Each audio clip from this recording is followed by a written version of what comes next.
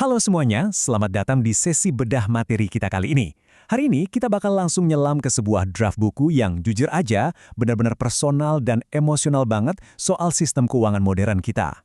Perlu dicatat nih, kita di sini nggak lagi mau berpihak pada ideologi ekonomi manapun ya. Fokus kita murni buat ngebedah perjalanan psikologis sang penulis secara objektif dan cari tahu kenapa pesan kecewa sekaligus harapan yang dia bawa ini kayaknya kok relevan banget sama banyak orang zaman sekarang. Oke, mari kita bahas lebih dalam. Teks yang satu ini tuh nggak dimulai dengan pamer grafik inflasi atau teori makroekonomi yang bikin dahi berkerut. Enggak, dia justru langsung nembak sisi psikologis kita pakai pertanyaan yang ngena banget. Pernah nggak sih Anda merasa udah lari sekuat tenaga di atas treadmill kerjaan, ngorbanin 50 jam seminggu, tapi garis finish finansial Anda malah kerasa makin ngejauh? Nah, ini kan bukan sekedar soal angka ya, tapi soal kelelahan mental. Penulisnya pinter banget manfaatin rasa capek kita ini buat masuk ke inti masalahnya. Dari situ, kita dibawa ke tema besar pertamanya, yaitu ngebongkar apa yang selama ini selalu kita anggap normal. Coba ingat-ingat deh, selama puluhan tahun, kita kan selalu dikasih skrip yang sama ya. Sekolah yang rajin, cari kerjaan stabil, terus nabung. Tapi penulis buku ini udah nggak lagi ngelihat itu semua sebagai fondasi yang kuat, melainkan cuma sebuah ilusi rasa aman. Ibaratnya, kita diajak buat ngelihat retakan-retakan di dinding keyakinan yang dari dulu nggak pernah berani kita pertanyakan. Nah, tahu nggak apa yang bikin teks ini beda banget dari buku-buku finansial pada umumnya? Tingkat kerentanannya. Penulisnya terang-terangan ngaku kalau target pembacanya itu bukan masa yang gak dia kenal, tapi dirinya sendiri di masa lalu. Pengakuan kayak gini kan langsung ngeruntuhin kesan arogan yang sering kita temuin di buku-buku nasihat keuangan ya kan. Ini bukan pakar yang lagi menceramahi murid dari atas mimbar loh, ini lebih ke semakam jurnal introspeksi. Sebuah surat yang ditulis mati-matian buat nyelamatin dirinya di masa lalu dari kesalahan yang udah telanjur dia buat. Dan ini mengilustrasikan dengan brilian gimana drastisnya pergeseran sudut pandang sang penulis. Dulu nih, dia percaya 100% sama dogma lama. Menabung itu aman, pensiun nyaman itu pasti, dan sistem kita tuh ya pada dasarnya adil-adil aja. Tapi semua itu hancur berantakan, digantiin sama realitas baru yang jauh lebih gelap yang jadi judul bukunya They Print, You Lose, alias mereka mencetak uang dan Anda yang kalah. Dia berubah dari orang yang percaya penuh jadi orang yang menyimpulkan kalau sistem moneter kita sekarang ini emang sengaja didesain buat merugikan masyarakat biasa. Sekarang kita geser sedikit dari apa yang dia pelajari ke gimana dia mempelajarinya. Ngehapus keyakinan yang udah ditanam dari kecil itu kan bukan cuma mikir keras ya, tapi juga nguras emosi banget. Penulisnya nggak dapat pencerahan ini cuma dalam semalam, teks ini justru ngegambarin masa transisi yang berat, ngasih lihat kalau ngelepasin ilusi rasa aman finansial itu butuh proses belajar yang benar-benar keras dan penuh benturan. Di bagian ini, sang penulis membeberkan secara spesifik apa aja konsekuensi emosional dari kebangkitan finansialnya itu. Ternyata ada harga yang mahal banget dari sebuah ilusi. Bayangin aja, bertahun-tahun habis buat stres, kebingungan yang parah, dan rasa sakit pas akhirnya sadar kalau selama ini Anda percaya sama hal yang salah. Ini kan bukan cuma soal duit yang hilang ya, ini soal waktu yang kebuang, hilangnya ketenangan pikiran, dan lenyapnya rasa percaya kita sama institusi yang harusnya ngelindungin kita. Mari kita lanjut dan lihat bagaimana ini terbangun.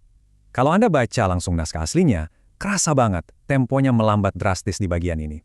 Penulisnya pakai kalimat-kalimat pendek yang patah-patah.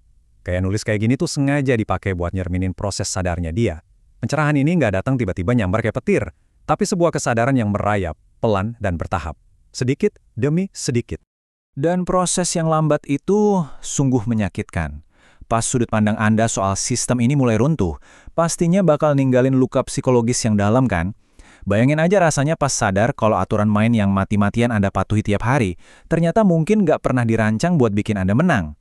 Kepedihan itulah yang pengen banget disampaikan sama penulisnya. Dia seolah minta kita berhenti sejenak buat benar-benar ngerasain seberapa beratnya beban dari kekecewaan itu.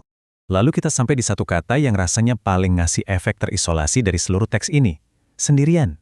Gini ya, pas Anda mulai mempertanyakan sistem yang orang lain anggap biasa-biasa aja, Anda otomatis bakal ngerasa ada di tempat yang sepi banget. Penulis nekenin kalau rasa kesepian ini adalah puncak dari penderitaannya.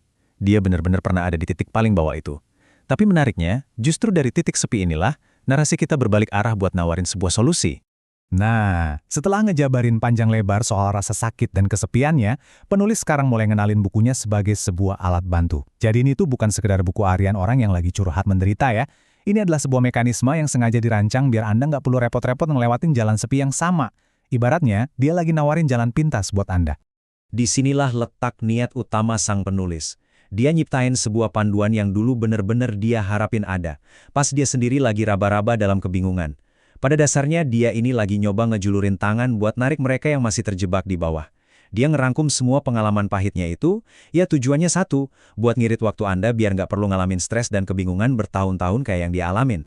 Jadi poin krusialnya adalah kita bisa ngelihat gimana teks ini pakai struktur persuasi yang klasik tapi efektifnya luar biasa.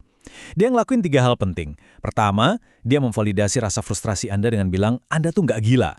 Kedua, dia ngelepasin rasa bersalah Anda dengan bilang, ini bukan salah Anda. Dan yang terakhir, dia ngejanjiin sebuah strategi jalan keluar. Struktur masalah, agitasi, lalu solusi ini benar-benar disusun dengan sangat rapi dan meyakinkan. Dan disinilah sang penulis narik semua pembahasannya langsung ke arah Anda.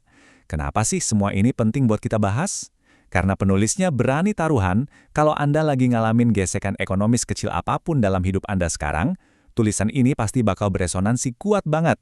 Dia seolah ngundang Anda buat ngaca dan ngelihat perjuangan, kekhawatiran, dan rasa capek Anda sendiri di balik kata-katanya.